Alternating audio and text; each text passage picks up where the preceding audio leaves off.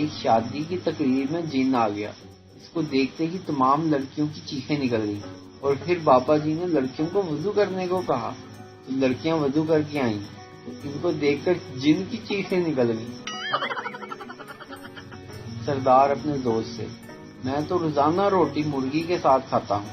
دوست: ارے اتنی مہنگائی میں کیسے؟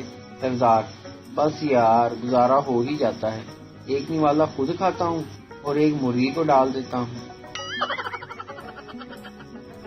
بابا جی کہتے ہیں کہ پہلی محبت اچانک سے ہو جاتی ہے، دوسری محبت پہلی کو بھلانے کے لیے کی جاتی ہے، تیسری محبت غصے میں انتقام لینے کے لیے کی جاتی ہے، اور اس کے بعد پھر عادت ہی ہو جاتی ہے۔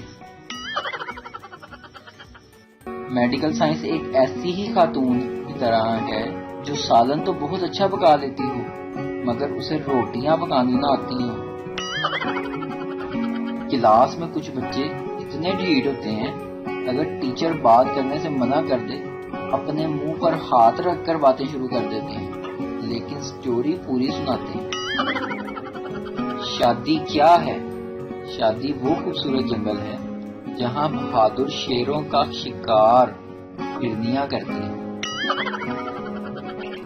وائرس: میرے نزدیک مت آؤ، میں تمہیں برباد کر دوں گا۔ پاکستانی ماں: میں برباد ہونا چاہتا ہوں۔ نئے دور کا نیا علاج۔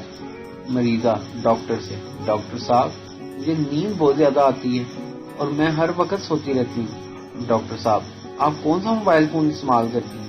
مریضہ بولی: جی نوکیا 1100۔